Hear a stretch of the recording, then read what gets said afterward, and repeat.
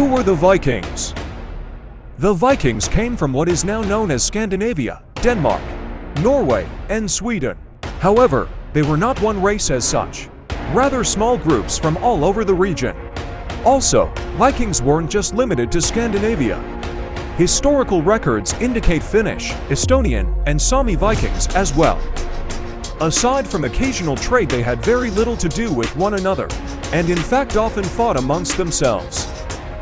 That being said, the Viking were united as a group in one circumstance: the eyes of the conquered. They came from foreign lands, were seen as uncivilized, and were not Christians. That would come later, of course. Relatively few Norsemen actually set sail on raids and trade missions in the early years, at least until settlements were founded elsewhere. Instead, many worked out their lives as farmers or fishermen. Throughout Scandinavia, settlements were typically small farming communities home to just one or a handful of families. Power was far from centralized, relying instead on a local chieftain and the alliances he would make along the coastline. We can assume that society was organized in a kind of redistribution system. This would involve the chieftain collecting taxes from the people in exchange for protection, the development of infrastructure, and the organization of other common business.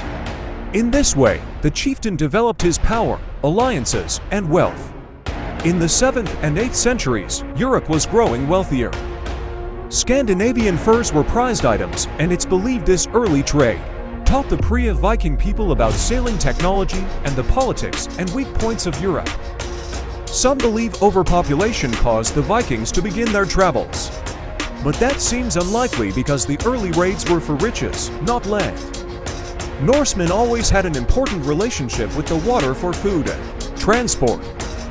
The development of faster, more reliable ships seems to have played at least a part in triggering the expansion overseas. At Lindisfarne, Viking raided in 793. It was the very first that was documented in the Anglo-Saxon Chronicle, personal letters, and the famous Doomsday Stone, as they're the first written sources referencing a raid. It's typically taken to be the beginning of the era. It was the first of many attacks on monasteries along the British coastline. The Norsemen quickly identified these buildings as sources of wealth with weak defenses, making them very attractive targets. Buoyed by this early success at Lindisfarne, Viking raids became more numerous. Just 2 years later, they struck undefended island monasteries in the Hebrides and Northern Ireland. For more years on, and continental Europe was hit. The island monastery of St. Philiberts on Noirmoutier, near the estuary of the Loire River, was targeted in 799.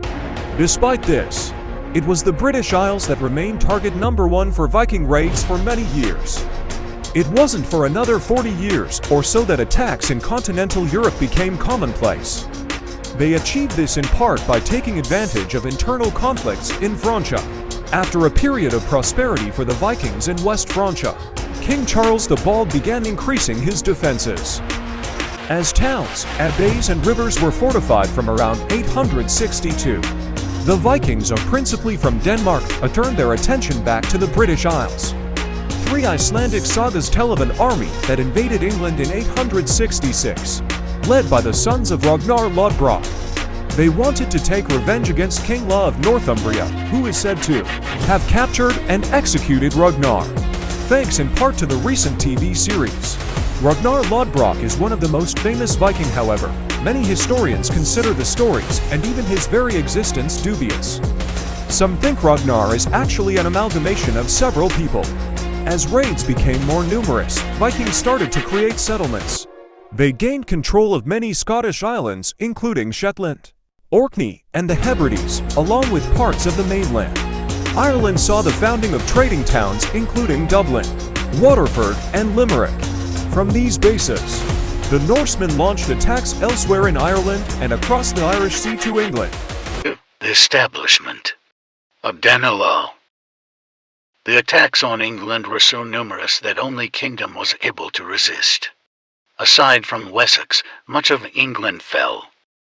In 871, King Alfred the Great of Wessex became the only king to record a decisive victory against a Danish Viking army in England. After this, the Danes settled north of Wessex in an area that became known as Danelaw. This period saw the establishment of many trading cities that still exist today. The best known, York. This dominance would last for around 50 years, until English armies began to take back control. The descendants of Alfred of Wessex led the charge, eventually killing the last Dane leader Eric Bloodaxe around the year 952. Expansion into Europe and beyond.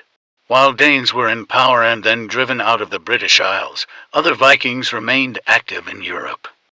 Many towns suffered, including Nantes on the French coast and towns further inland.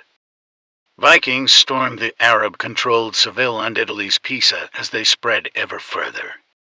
In 911, the king in West Francia granted the Viking chief Rollo a substantial territory for preventing other raiders accessing the Seine. The legacy of this treaty lives on today with the region's modern name Normandy, which means land of the Northmen. Norwegian Vikings also began to colonize Iceland and then moved on to Greenland. Icelandic sagas tell us that those early Greenland settlers, led by Leif Erikson, he may have become the first Europeans to discover North America. They built a temporary settlement Vinland in what is now Lancel Meadows in Newfoundland. Archaeological evidence found in the 1960s confirmed this. However, it remains the only confirmed Norse site in or near North America, aside from Greenland. Danish dominance as Christianity spreads. Christianity's introduction to Scandinavia was slow and steady rather than an overnight occurrence. One of the key figures behind this change was the Danish King Harald Bluetooth, who reigned, we believe, from 958 to 986. The exact circumstances surrounding his own conversion are unclear, but what is clear is his substantial public works within Denmark. During his reign, Harald oversaw the reconstruction of the Jelling runic stones and fortifying the fortress of Aarhus, now known as Aarhus. He also built 5 ring forts in strategic locations. Most historians believe these projects were about consolidating economic and military control. After this, Bluetooth's eye was drawn across the seas once again. And so, a second wave of Viking activity began. Raids bigger than ever before targeted the faltering England. Over the course of 20 years, Harald's son Sven Forkbeard had conquered the kingdom by 1013. His son Knut then ruled a Scandinavian empire including Denmark, Norway, England, and of course, the North Sea. Back in Norway, King Håkon the Good attempted to spread Christianity after his upbringing in England. However, his efforts were met with resistance. The subsequent King Harald Greycloak made his mark by destroying pagan temples, but also had little success in introducing the new faith. Things began to change during the short reign of Olav Tryggvason. His aggressive conversion strategy, more burning of pagan temples and killing of resistors, was more effective and succeeded in making the country Christian. At least in name. Following Tryggvason's death in 1000, Norway did revert back for a short time, but that didn't last long. King Olav Haraldsson came to power in 1015 and was a big proponent of the new faith. After his death, Olav Haraldsson became Saint Olav, an act that sealed the dominance of Christianity in Norway. The end of the Viking Age was one of slow decline rather than a sudden stop. At Borg in Lofoten, the chieftain's house was abandoned during a time of upheaval in the 900s. As Norway became one nation and Christianity spread, power structures changed. Several great chieftains relocated in Iceland during the time. The North American settlement was abandoned in the early 11th century. This was most likely due to the long distance required for trade with Scandinavia. In 1030, Norway's Christian king Olav Haraldsson was defeated in the Battle of Stiklestad.